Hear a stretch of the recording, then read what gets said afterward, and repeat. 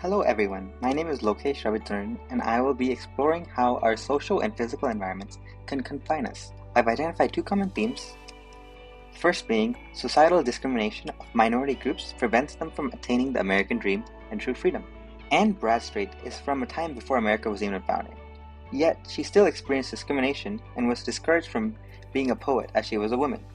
Bradstreet expresses her frustration in her poem The Prologue, stating, "If what I do prove well, it won't advance. They'll say it's stolen, or else it was by chance."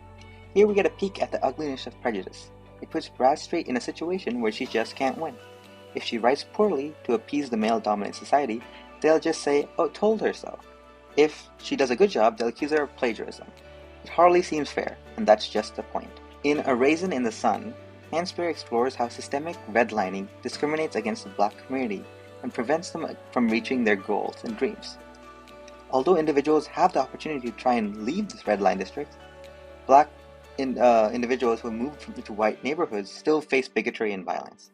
Mrs. Johnson reflects this reality when she says and predicts that the younger families will, by this time next month, will appear in papers as they may have been bombed.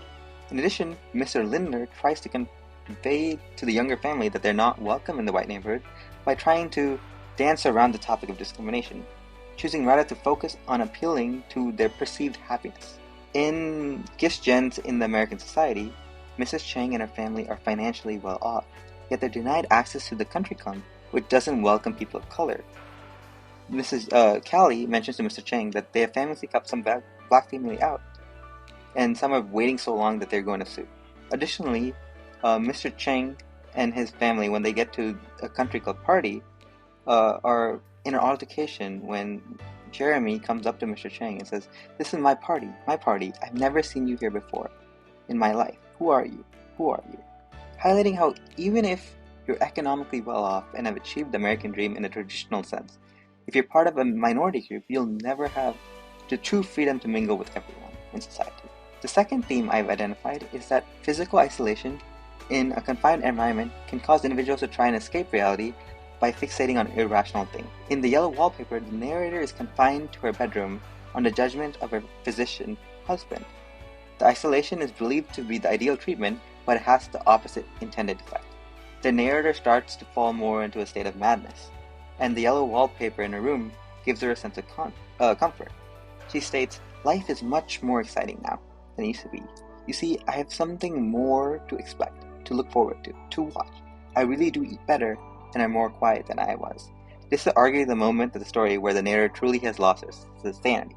In The Fall of the House of Usher, Roderick Usher is afflicted with a case of madness, which manifests physically as a mental or moral state in which he's ruled by the senses. He's able to hear sounds, and this is important because both him, Roderick, and the narrator actually come together and they paint and read together, and they listen as if in a dream to the wild improvisation of Roderick's guitar. And this is a retreat into the world of art and music for Roderick, and it's a retreat to help him escape reality and escape his madness of isolation. In We Have Always Lived in a Castle, Mary-Cat and Constance shut themselves up in their house and cut off all contact with the outside world. Mary-Cat says that they are finally living on the moon, like she's always wanted.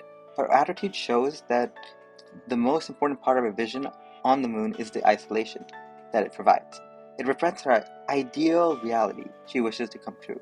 It's this ideal vision that gives Mary-Cat comfort. It's clear how women and individuals of color are discriminated against in American society, even if they achieve the success in a traditional sense. The American public should be more encouraged to read these texts to understand the drastic impact social discrimination can have and teach its future generations. Additionally, when individuals are physically isolated, they are confined and they tend to escape their bleak reality through imagination or through fixating on a certain object. More importance should be placed on mental health, and individuals should be encouraged to socialize more and build a support system around them to ensure that they're not isolated. Thank you.